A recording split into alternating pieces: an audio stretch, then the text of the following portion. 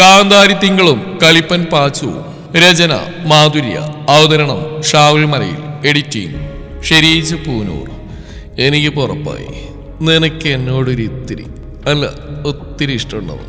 കുറുമ്പോടെ അവൻ പിന്നെയും പറയുമ്പോൾ ഏത് പൊട്ടബുദ്ധിക്കാണ് അവനെ കെട്ടിപ്പിടിച്ച് ആശ്വസിപ്പിക്കാൻ തോന്നിയെന്ന് ആലോചിച്ച് തിങ്കൾ തലയിൽ കൈവച്ചു പോയി. അമ്മയുടെ ദേഷ്യാണോ പാച്ചു? മടിയിൽ കിടക്കുന്നവന്റെ തലയിൽ തലോടിക്കൊണ്ട് ചാന്ദിനി ചോദിക്കുന്ന നേരം അവൻ കണ്ണി രണ്ടുയർത്തി അമ്മയെ നോക്കി.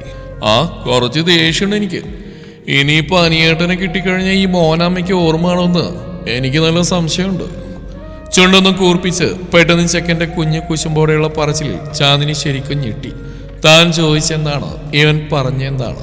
വിഷമിച്ചു പോയവൻ ഉച്ചയായപ്പോഴേക്കും തിങ്കളിനെയും കൊണ്ട് തിരിച്ചു വരുമ്പോൾ ഇതിനെപ്പറ്റിയൊരു സംസാരം അവിടെ കഴിഞ്ഞതാണ്. അച്ഛനാണെന്ന് പറഞ്ഞിട്ട് ഇനി കുറച്ചും കൂടെ സ്വാതന്ത്ര്യത്തിൽ എന്നെ പിന്നെയും തല്ലാനൊന്നും വന്നേക്കരുതെന്ന് അമ്മയുടെ അനിയേട്ടനോട് പറഞ്ഞേക്കുന്ന കുറുമ്പോടെ പറഞ്ഞാണ് പാർട്ടി ഉച്ചയ്ക്ക് കഴിക്കാനുള്ള സൊമാറ്റോയിൽ നിന്ന് ഓർഡർ ചെയ്ത്. രാവിലെ തന്നെയാണ് ഈ പ്രശ്നങ്ങളൊക്കെ ഉണ്ടായത്. അതുകൊണ്ട് രണ്ടു വീട്ടിൽ ഉച്ചക്കുള്ളൊന്നും ആയിട്ടില്ല. കൂടെ മിതന്നെയും കൊണ്ടാണ് ഇങ്ങോട്ട് വന്നിരിക്കുന്നത്.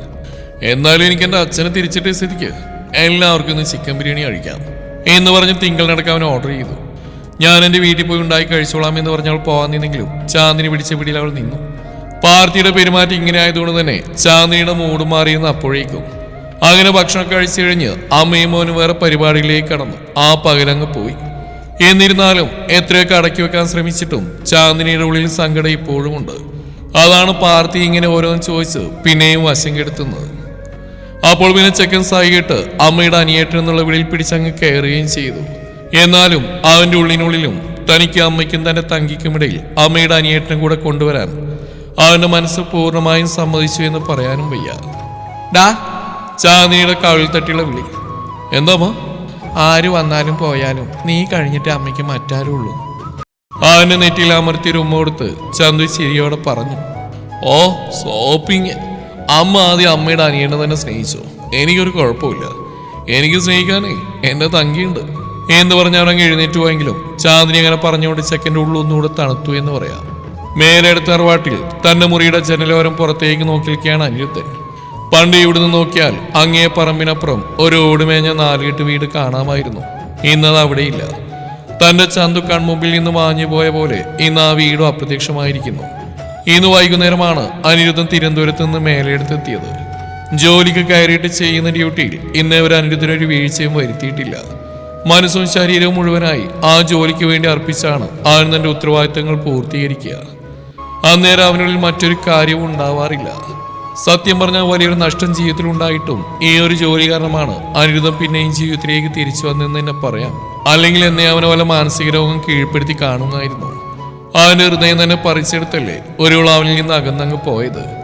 പക്ഷെ ആ ഹൃദയത്തെ തിരിച്ചവന് കിട്ടിയ നിമിഷം അനിരുദ്ധന്റെ മനസ്സ് പിടിവിട്ടുപോയി. ഇപ്പോൾ തന്നെ ഈ തിരുവനന്തപുരത്ത് മിനിസ്റ്റർമാർ വരെ പങ്കെടുക്കുന്ന അത്രയും തിരക്കുള്ള ഒരാഴ്ചത്തെ പ്രോഗ്രാമാണ് കഴിഞ്ഞുപോയത്. അവരിൽ പങ്കെടുക്കുമ്പോൾ ഏറ്റെടുത്ത ഡ്യൂട്ടി കൃത്യമായി ചെയ്യുമ്പോൾ അനിരുദ്ധന്റെ ശരീരം മാത്രമേ അവിടെ ഉണ്ടായിരുന്നുള്ളൂ. എന്നാൽ മനസ്സ് അവിടെ ചെറുവത്തേരിൽ പാർട്ടിക്കും ചാന്ദിനിക്കും അടുത്തായിരുന്നു. കയ്യിലുള്ള നമ്പർ അവളെ വിളിക്കാൻ തന്നെയാണ് വാങ്ങിയത്. പക്ഷെ വിളിക്കാൻ പറ്റുന്നില്ലായിരുന്നു. സത്യങ്ങളെല്ലാം തനിക്കറിയണം, അറിയേണ്ടവരിൽ തന്നെ. അതാണ് നേരെ അനിരുദ്ധൻ തന്റെ വീട്ടിലേക്ക് വന്നു. മേലെടുത്തിപ്പോൾ അന്തേവാസികൾ അനിരുദ്ധന്റെ അമ്മയും ചേട്ടൻ സദാശിവനും ഭാര്യ ലതികയും 2 പെൺമക്കൾ ആവണിയും കല്യാണിയുമായിരുന്നു. ആവണി ഡോക്ടറാണ്. കല്യാണി ഡിഗ്രി ഫൈനൽ ഇയറിന് പഠിക്കുന്നു. ഹരിപ്രിയ ഇവിടുന്ന് കുറച്ചു മാറിയാണ് താമസം. ഭർത്താവ് സുദർശനൻ. ഒറ്റ മകൾ ദർശന. കല്യാണിയുടെ പ്രായം. കല്യാണിയുടെ കൂടെ തന്നെയാണ് പഠിക്കുന്നത്. അനി. പിന്നിൽ നേട്ട അമ്മയുടെ വിളിയിൽ അനിരുദ്ധന്റെ ശ്രദ്ധ അവരിലേക്കായി. വാതിൽ പടി കടന്ന് അകത്തേക്ക് വന്നിട്ടുണ്ട് സുജാത. ഈ വയ്യാത്ത കാലം വെച്ച് അമ്മയിന്തിനും കൂടി കയറി വന്ന് കട്ടിൽ നിന്ന് കാൽ തടവുന്ന അമ്മയെ പതിവിലും ഗൗരവത്തോടെ നോക്കി അനിരുദ്ധൻ. പ്രായത്തിൻ്റെതായ ചില അവശതകൾ ഒഴിച്ചാൽ മറ്റു ആരോഗ്യ പ്രശ്നങ്ങൾ വലുതായിട്ടൊന്നും വരച്ചിട്ടില്ല അവരെ. എന്താടാ നീ വിളമ്പി വെച്ച് മുഴുവൻ കഴിക്കാതെങ്കിൽ പോന്നേ? അമ്മയുണ്ടാക്കുന്ന വയററിയാതെ കഴിക്കുന്നവൻ ഇന്ന് വിളമ്പിയതിന്റെ പകുതി പോലും മര്യാദക്ക് കഴിച്ചിട്ടില്ല. കാല് തടവി തരുന്നവനെ തലയിൽ തഴുകിക്കൊണ്ട് പരിഭവത്തോടെയുള്ള പറച്ചിൽ. അനിരുദ്ധൻ ചുവന്ന് ഇറങ്ങിയ കണ്ണുകളുയർത്തി അവരെ നോക്കി. എന്താടാ? ആ നോട്ടത്തിലെ ചുക്കിച്ചുളിഞ്ഞ കൈകൾ കൊണ്ട് അവന്റെ കവിളിൽ പരിഭ്രമത്തോടെ തഴുകിയവർ. അനിരുദ്ധനൊന്നും പറഞ്ഞില്ല. ആരുടെ കൈയെടുത്ത് മാറ്റി അമ്മയുടെ അടുത്ത് നിന്ന് എഴുന്നേറ്റ് ആ ജനലിനടുത്തേക്ക് തന്നെ പോയി നിന്നു. ഞാൻ നിന്നോട് നേരത്തെ പറഞ്ഞിട്ടുള്ളല്ലേ മോനെ, ഈ അപകടം പിടിച്ച ജോലിയൊന്നും വേണ്ടാന്ന്. പോലീസാണെന്നൊക്കെ പറയാൻ കൊള്ളാം. രാവെന്നോ പകരെന്നോ ഇല്ലാതെ നീ ഇങ്ങനെ ഓടി തളയുന്ന കാണാൻ എനിക്ക് വയ്യ. നിനക്ക് വേണ്ടതെല്ലാം ഇവിടെ തന്നെ ഇല്ലേ? പിന്നെ എന്തിനാടാ? അവന് ജോലി എന്തോ ടെൻഷനാണെന്ന് വെച്ചാണ് അവർ ആദ്യം പിടിച്ച് അത്രയും പറഞ്ഞത്. ആണോ അമ്മ? എനിക്ക് വേണ്ടല്ല ഇവിടെ ഉണ്ടോ? ചോദിക്കുമ്പോൾ ഇടറിപ്പോയി അവന്റെ സ്വരം. നിനക്ക് എന്താടാ നീ പറ്റി? ആകുലതയോടെ അവർ അവരടുത്തേക്ക് എഴുന്നേറ്റ് വരുമ്പോൾ അനിരുദ്ധൻ കൈ ഉയർത്തി അവരെ തടഞ്ഞു. അമ്മ അവിടെ തന്നെ ഇരിക്കും, എനിക്ക് കുറച്ച് കാര്യങ്ങൾ സംസാരിക്കാനുണ്ട്, അറിയാനുണ്ട്. ആജ്ഞ നിറഞ്ഞവന്റെ സ്വരത്തിൽ അവർ കട്ടിൽ തന്നെ ഇരുന്നു പോയി. എന്താ മോനെ? സുജാതയുടെ ദയനീയ സ്വരം. ഞാൻ എന്റെ ചന്തുവിനെ കണ്ടു അമ്മ. അവനത് പറഞ്ഞതും ആരാണെന്ന് മനസ്സിലാവാതെ സുജാതയുടെ മുഖം ചുളിഞ്ഞു. ചാന്ദിനി. അനിരുദ്ധൻ മനസ്സിലാവുന്ന തരത്തിൽ ഒന്നുകൂടെ പറയുമ്പോൾ അമ്മയുടെ മുഖത്തെ ഞെട്ടലവൻ ശരിക്കും കണ്ടു. ചെറുത്തേരിയിലേക്ക് എനിക്ക് സ്ഥലം മാറ്റം കിട്ടിയില്ലേ, അവിടെയാണ് എന്റെ ചന്തു ഇപ്പോ. കൂടെ അവിടെ മകനും. ഭർത്താവ് മരിച്ചു. ശാന്തമായി തന്നെയുള്ള അനിരുദ്ധന്റെ പറച്ചിലിൽ ആ മകൻ എന്ന വാക്കിൽ മാത്രം സുജാതയുടെ നെഞ്ചൊന്ന് പിടച്ചു. മകനാണോ ചോദിക്കുമ്പോൾ അവിടെ ചുണ്ടുകൾ വിറച്ചു. അതെ, 28ഓളം വയസ്സ് പ്രായമുള്ള മകൻ. അതെടുത്തവൻ പറഞ്ഞ നേരം അമ്മയുടെ കണ്ണുകൾ കറങ്ങി നിറയുന്നുണ്ട്. അനിരുദ്ധന്റെ രക്തം തിളച്ചു. എനിക്കെന്റെ ചന്തുവിനെ നഷ്ടപ്പെട്ടിട്ടും ഏകദേശം അതേ കാലയളവ് അല്ലേ അമ്മേ? സ്വയം പരിഹാസത്തോടെയുള്ള അവന്റെ ചോദ്യം. ഓനെ കരച്ചിലടക്കി അവർ വിളിക്കുമ്പോൾ അതിനവൻ മറുപടി നൽകിയില്ല. അന്ന് ആ അപകടത്തിൽ മാഞ്ഞുപോയ ഓർമ്മകൾ അനിരുദ്ധന് തിരികെ വന്ന് 5 വർഷങ്ങൾക്ക് ശേഷം സ്വന്തം അച്ഛൻ വിശ്വംഭരൻ മുകളിലെ പടിക്കെട്ടിൽ നിന്ന് കാലുതിന് താഴെ വീഴുന്നത് കണ്ടായിരുന്നു. അയാളവൻ പിടിക്കാൻ ശ്രമിച്ചാണ്, പക്ഷേ പിടികിട്ടിയില്ല. മരത്തിന്റെ കോണിപ്പടികൾ ഇടിച്ച് താഴെത്തിയപ്പോഴേക്കും ചോര വാർന്നു കിടക്കുന്ന വിശ്വംഭരന്റെ മുഖം കണ്ട് അവൻ കുഴഞ്ഞു വീണുപോയി. പിന്നെ കണ്ണു തുറക്കുമ്പോൾ തലപൊട്ടി പൊളിയുന്ന വേദനയിലും അവൻ ആദ്യം തിരക്കിയ തന്റെ പെണ്ണിനെയായിരുന്നു. അവൾ കല്യാണം കഴിഞ്ഞു പോയെന്ന്, ഭർത്താവും കുട്ടിയുമായി മറ്റൊരു കുടുംബജീവിതത്തിലേക്ക് കടന്നുവെന്ന് വിശ്വസിച്ചില്ല അനിരുദ്ധൻ. ഒന്നും വിശ്വസിച്ചില്ല. അവന്റെ ചന്തുവിനെ തേടി അവൻ ഇറങ്ങാൻ നിന്നാണ്. പക്ഷെ ഹരിപ്രിയ വന്ന് അവനോട് പറഞ്ഞു, ഇനിയെങ്കിലും അവളെ സ്വസ്ഥമായിട്ടൊന്നും ജീവിക്കാൻ വിട ഏട്ടാ എന്ന്. അപകടത്തിന് ശേഷന് ഓർമ്മയില്ലാത്ത സമയത്ത് അവളെയും കുടുംബത്തെയും അച്ഛൻ ദ്രോഹിച്ചതിനെ കുറിച്ചൊക്കെ അവൾ വിവരിച്ചു. സഹിട്ടാണ് അവളോട് അമ്മാവിന്റെ മകനെയും കല്യാണം കഴിച്ച് ഇവിടുന്ന് പോയത്. അല്ലെങ്കിൽ നമ്മുടെ അച്ഛൻ അവളെയും കുടുംബത്തെയും കത്തിച്ചേനെയെന്ന്. ഇപ്പോൾ അവളെല്ലാം മറന്ന് കുഞ്ഞും ഭർത്താവുമായി ജീവിക്കുകയാണ്. ഇനി അതിന്റെ സമാധാന ഏട്ടനായിട്ട് പിന്നെയും തകർക്കാൻ പോവുകയാണോ എന്ന് കരഞ്ഞുകൊണ്ട് അവൾ ചോദിക്കുമ്പോൾ എങ്ങനെയാണ് അനിരുദ്ധൻ അവന്റെ ചന്തുവിനെ അന്വേഷിച്ചു പോകുന്നത്? ഹരിപ്രിയക്കും അറിയില്ലായിരുന്നു തന്റെ ഏട്ടന്റെ കുഞ്ഞിനെ ഉദരത്തിലേറ്റിയിട്ടാണ് ചന്തു മറ്റൊരു വിവാഹം കഴിച്ചതെന്നു. എന്റെ ചന്തു എന്നെ മറന്ന് അത്ര വേഗം മറ്റൊരു ലൈഫിലേക്ക് കടക്കില്ലെന്ന് എനിക്ക് 100% ഉറപ്പുണ്ട്. അതുകൊണ്ട് പ്ലീസ് അമ്മയ്ക്ക് എന്തെങ്കിലും അറിയെങ്കിൽ അതിനോട് പറയണം. ഞാനിവിടെ ഇങ്ങനെ നീറി കൊടുക്കുന്ന കണ്ടിട്ടും കുറച്ചെങ്കിലും കരുണാണിച്ചൂടെ അമ്മേ? കെഞ്ചിക്കൊണ്ടുള്ള അവന്റെ അപേക്ഷ കേട്ട് നിൽക്കാൻ കഴിയാതെ ഏങ്ങളടിച്ച് കരഞ്ഞുകൊണ്ട് സുജാതവന്റെ നെഞ്ചിലേക്ക് വീണു. അനി മോനെ, അമ്മയോട് പൊറുക്കണം. അച്ഛൻ്റെ വാക്ക് ധിക്കരിക്കാൻ എന്നെ കൊണ്ടാവില്ലായിരുന്നടാ. അതാ ഒന്ന് അമ്മയ്ക്ക് പറയാൻ കഴിയാണ്ടിരുന്ന്. അന്ന് നിന്നെ കാണാൻ ചാന്ദിനി രാമൻകുട്ടിയുമാ ദിവസം ചാന്ദിനിയുടെ ഉദരത്തിൽ നിന്റെ തുടിപ്പുണ്ടായിരുന്നു. ഇടറിക്കൊണ്ടുള്ള അവരുടെ പറച്ചിൽ. എൻ്റെ മോനാണല്ലോ അമ്മയത്. ഉള്ളിലൊന്ന് പൊട്ടിക്കരഞ്ഞുകൊണ്ട് അനിരുദ്ധന്റെ പതിഞ്ഞൊരു ചോദ്യം. അപ്പോഴും സുജാത അവന്റെ നെഞ്ചിൽ ചാരി ഏങ്ങലടിക്കുകയാണ്. നല്ലൊരു വീഴ്ചയുണ്ടായിട്ടും നരകിച്ച് എത്രയോ നാളുകൾ മരണം കാത്തി കിടന്നിട്ടും മാറാത്ത മനുഷ്യന്മാരുണ്ടോ? ഉണ്ട്. അങ്ങനെയുള്ളവരുടെ ധാർഷ്ട്യങ്ങൾക്ക് മുകളിൽ, പകക്ക് മുകളിൽ, വാശിക്ക് മുകളിൽ എത്രയോ പേരുടെ ജീവിതങ്ങൾ എവിടെയെത്താതെ പൊലിഞ്ഞു പോയിരിക്കുന്നു. അനിരുദ്ധന്റെ അച്ഛൻ വിശ്വംഭരനും ആ പടിക്കെട്ടിൽ നിന്ന് വീണ് പരസായമില്ലാതെ അനങ്ങാൻ കഴിയാതെ എത്രയോ നാളുകളാണ് നരകിച്ച് ഈ തറവാട്ടിൽ അകത്തളത്തിലെ മുറിയിൽ കഴിഞ്ഞുകൂടിയത്. 10-15 വർഷം കിടന്ന കിടപ്പിടന്നിട്ടും മകൻ ഇങ്ങനെ ഒരു ജീവിതമില്ലാതെ നിൽക്കുന്നുണ്ടിട്ടും മരിക്കും മുന്നേ ഭാര്യയുടെ കയ്യിൽ നിന്ന് ഈ കാര്യം അനി അറിയരുതെന്ന് പറഞ്ഞ് സത്യം വരെ അയാൾ വാങ്ങിച്ചിട്ടുണ്ടെങ്കിൽ, ആ രാമൻകുട്ടിയുടെ മകളെ ഈ വീട്ടിലേക്ക് ഒരിക്കലും കയറ്റരുതെന്ന് ഉറപ്പിച്ച് പറഞ്ഞിട്ടുണ്ടെങ്കിൽ എത്രത്തോളം ക്രൂരത മനുഷ്യനുള്ളിലുണ്ടെന്ന് നമ്മുടെ ചിന്തകൾക്ക് തന്നെ അതീതമാണ്. ഭർത്താവ് പറയുന്ന ഏത് കാര്യം അനുസരിക്കുന്ന അയാൾക്ക് വിധേയമായി ജീവിക്കുന്ന അനിരുദ്ധന്റെ അമ്മ ഭർത്താവ് മരിച്ചിട്ട് പോലും ഭർത്താവിന് കൊടുത്ത വാക്ക് തെറ്റിക്കാൻ ഭയപ്പെട്ടു. ആരുടെ ആ ഭയം അനിയുടെ അവന്റെ ചന്തുവിനെയും ജീവിതത്തില് എത്ര വർഷങ്ങളാണ് പിന്നെയും നഷ്ടപ്പെടുത്തി കളഞ്ഞ്. ബാക്കിയെല്ലാവരും കുടുംബമായി ജീവിക്കുമ്പോഴും ആകെ മാറിപ്പോയ തന്റെ മകൻ ഒരു കൂട്ടില്ലാതെ അവളെ ഓർത്ത് മനസ്സുരുകുന്നത് കണ്ടിട്ടും അവരപ്പോഴൊന്നും തുറന്നു പറഞ്ഞില്ല. ഇനിയിപ്പോൾ തുറന്നു പറഞ്ഞാലും ചാന്ദിനിയുടെ വിവാഹം കഴിഞ്ഞ സ്ഥിതിക്ക് അവളവളുടെ ഭർത്താവുമായി പുതിയൊരു ജീവിതം തുടങ്ങിക്കാണുമെന്ന് ഉറപ്പാണ്. ചിലപ്പോൾ അനിയുടെ കുഞ്ഞിനെ പോലും അവളില്ലാതായി കാണുമെന്ന് അവർ സ്വയം സമാധാനിപ്പിച്ചു. ഇപ്പോൾ അവളുടെ കൂടെയുള്ളത് അവളുടെ ഭർത്താവിൻ്റെയും കുഞ്ഞു തന്നെയാണെന്ന് മനസ്സിനെ പറഞ്ഞു പഠിപ്പിച്ചു. അതുകൊണ്ട് തന്നെ മറ്റൊരു വിവാഹത്തിന് അവനെ അത്രത്തോളം നിർബന്ധിച്ച സുജാത. അവന്റെ ആദ്യ വിവാഹത്തിലുള്ള സമയമെല്ലാം കഴിഞ്ഞുകൊണ്ട് തന്നെ ഏട്ടന്റെ മകൾ സംഗീത ഭർത്താവ് മരിച്ച അവൾ വീട്ടിൽ നിൽക്കുകയാണ്.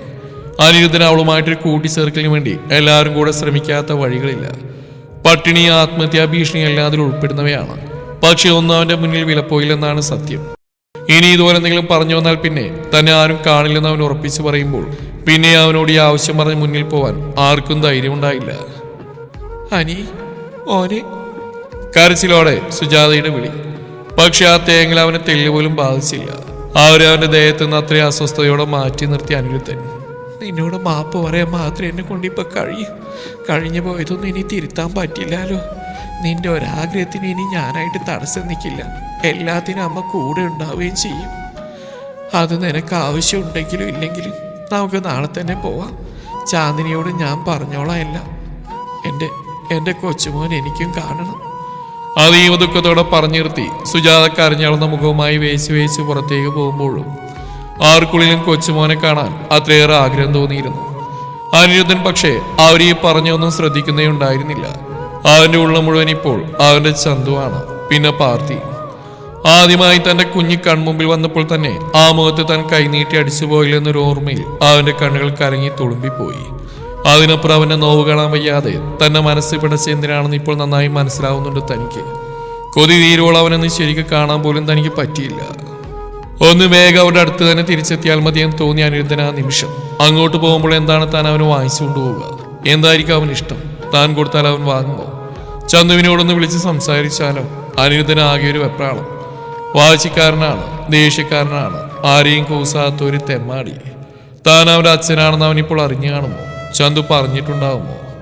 ഒരു നിമിഷം ചന്തുവിനേക്കാൾ ഒരുപടി കൂടുതൽ പാർത്തിയോർത്ത് അനിരുദ്ധന്റെ മനസ്സ് വേവലാതിപ്പെട്ടു. ചാന്ദിനി അവനറിയാം. എത്രയോ വർഷങ്ങൾ ശരീരങ്ങൾ തമ്മിൽ അകന്നിരുന്നാലും തങ്ങളുടെ മനസ്സൊട്ടും അകന്നിട്ടില്ല. എവിടെ നിർത്തിയോ അവിടുന്ന് തങ്ങൾക്ക് തങ്ങളുടെ ജീവിതം പിന്നെയും തുടങ്ങാൻ കഴിയുമെന്ന് ചാന്ദിനിയെ കണ്ട നിമിഷം തന്നെ അനിരുദ്ധൻ മനസ്സിലാക്കിയതാണ്. തന്റെ ഉള്ളിൽ എങ്ങനെയാണോ ചന്തു ഉള്ളത് അതുപോലെ തന്നെ ഇപ്പോഴും അവൾക്കുള്ളിൽ അവനുണ്ടെന്ന് അവൾ നോക്കിയ നോട്ടത്തിലെ പെടച്ചിൽ നിന്ന് തന്നെ അവന് വ്യക്തമായി. പക്ഷേ പാർത്ഥിവ് അവനുള്ള ശക്തിയിൽ തന്നെ മിടിച്ചു. സ്വന്തം മുറിയിൽ ആകെ ശ്വാസം മുട്ടും പോലെ തോന്നിയതും ടേബിളിരിക്കുന്ന ഫോൺ എടുത്ത് അനിരുദ്ധൻ മുറിയുടെ വാതിൽ കടന്ന് പുറത്തേക്ക് ഇറങ്ങിപ്പോയി. പാടത്തേക്കാണ് അവൻ പോയത്. അവിടെ ഇപ്പോഴും ആ വീടുണ്ട്. അവരുടെ പ്രണയം പൂത്തുലഞ്ഞ ഭവനം. ഒറ്റമുറി, ഒരു ഹാളും ബാത്റൂമും അടുക്കളയും ചേർന്ന വീട്. ആഴ്ചയിൽ ഒരിക്കൽ വന്ന് അവിടെ വൃത്തിയാക്കിയിട ഒരാളെ ഏൽപ്പിച്ചിട്ടുണ്ട് അവൻ. കൂടാൻ വരുന്നതിന്റെ തലേ ദിവസവും ഒന്നുകൂടെ ഒന്ന് വൃത്തിയാക്കിയിടാൻ പറഞ്ഞ് വിളിക്കും. ഇന്നലെയും വിളിച്ചു പറഞ്ഞു. അതുകൊണ്ട് തന്നെ ഉമ്മർത്ത് വിളിച്ചവും കാണുന്നുണ്ട്. എന്നാണ് ശരിക്കും ചന്തുവിനെ താൻ ശ്രദ്ധിച്ചു തുടങ്ങിയെന്ന് അനിരുദ്ധൻ അറിയില്ല. പക്ഷെ ആരിക്കൊപ്പം നടക്കുന്നവൾ എപ്പോഴേക്കും അവന്റെ ഹൃദയതാളം തെറ്റിച്ചു തുടങ്ങി. അങ്ങനെ ഒളിഞ്ഞും തെളിഞ്ഞും മറഞ്ഞും തന്റെ അച്ഛനെ നോക്കി പേടിച്ച് നിൽക്കുന്നവളുടെ രൂപം അവനുള്ളിൽ ഒരിക്കലുടയാത്ത കൊത്തിവെച്ച ഒരു ശില്പം പോലെ സ്ഥാനം പിടിക്കുമ്പോഴാണ് ഇംഗ്ലീഷും കണക്കും പഠിപ്പിച്ചിരുമോ എന്ന് ചോദിച്ച് പെണ്ണ് ഹരിപ്രിയ തന്റെ അടുത്തേക്ക് വിടുന്നുണ്ട്. അന്ന് തനിക്കുണ്ടായ ഒരു സന്തോഷം, അതാണ് തനിക്ക് ഏറ്റവും പ്രിയപ്പെട്ട സ്ഥലത്തേക്ക് അവളെ ക്ഷണിച്ചത്. എന്നിട്ട് പിന്നെ ഹരിയോട് പറഞ്ഞു വിട്ടിരിക്കുന്നു, പേടിയാണ്, തൻ്റെ അടുത്തേക്ക് വരില്ലെന്ന്. ഉറങ്ങുന്നിടത്തുനിന്ന് വിളിച്ചുണർത്തിയിട്ട് ചോറില്ലെന്ന് പറഞ്ഞാൽ താൻ സമ്മതിക്കോ? അതാണ് പിടിച്ചിരുത്തി അവളൊന്ന് പേടിപ്പിച്ച്. അങ്ങനെ പെണ്ണ് ട്യൂഷൻ വന്നു. തൻ്റെ പഠിപ്പിക്കലും പ്രണയവും വളർന്നു. പിന്നെ ഒളി കണ്ടിട്ട് നോക്കുന്നവളുടെ കണ്ണിലും താൻ തന്നെ തന്നെ കണ്ടു തുടങ്ങി. അതിനുശേഷമാണ് അവളോട് മനസ്സ് തുറന്നു. ആദ്യം ഒഴിഞ്ഞു മാറിപ്പോയവളെ തൻ്റെ പ്രണയം കൊണ്ട് തന്നെ പിടിച്ചു കെട്ടി തന്നിൽ തളച്ചിട്ടതും. തനിക്ക് വേണ്ടിയാണ്, തൻ്റെ അടുത്ത് പഠിക്കാൻ വരാൻ വേണ്ടിയാണ് പ്രീ ഡിഗ്രി എടുത്തപ്പോൾ കണക്ക് തന്നെ അവൾ പഠനത്തിൽ ഉൾപ്പെടുത്തിയത്. ഹരിപ്രിയയും അവൾക്കൊപ്പം തന്നെയായിരുന്നു. എന്നാൽ അവളുടെ ഡിഗ്രിയുടെ തുടക്കത്തിലായിരുന്നു തങ്ങളുടെ വേർപാടും.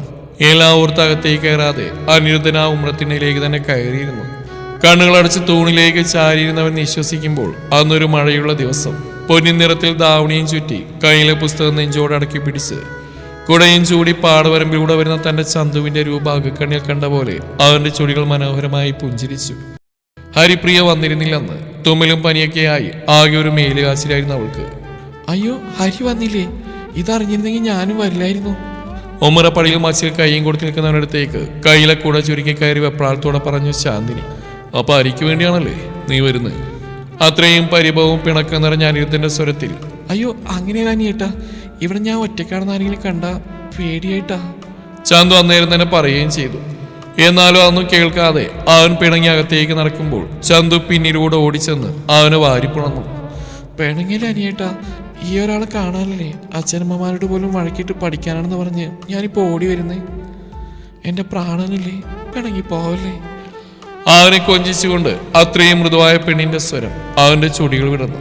പതിയെ അവരുടെ പിണക്കങ്ങളും പരിഭവങ്ങളും അലിഞ്ഞുപോയി തുടങ്ങി. ഹരിപ്രിയില്ലാത്തതുകൊണ്ട് തന്നെ പഠിപ്പൊക്കെ തൽക്കാലം മറന്ന് അതിരുവനമ്പുകളില്ലാത്ത അവരിൽ പ്രണയം ചിറകി വിടർത്തി പറക്കാൻ തിടുക്കം കൂട്ടി. കണ്ണുകളിലൂടെയും സംസാരത്തിലൂടെയും അവരുള്ളിലെ സ്നേഹം പങ്കിട്ട് തുടങ്ങുമ്പോൾ മഴ നനഞ്ഞ ഈറനോടെ കയറി വന്നവളെ അനിരുദ്ധൻ ഒരു ഘട്ടത്തിൽ വാരിപ്പുണർന്നുപോയി. ആളോട് സമ്മതമാരാഞ്ഞ് ആ ചുടികളിലെ തേൻ കണങ്ങളും നുണഞ്ഞെടുത്തു. ആകെ നാണത്തിൽ കൂമ്പിപ്പോയ പെണ്ണിന്റെ മുഖം അവനിലെ ആണിനെ അത്രയും കുഴപ്പത്തിലാക്കുന്നതായിരുന്നു.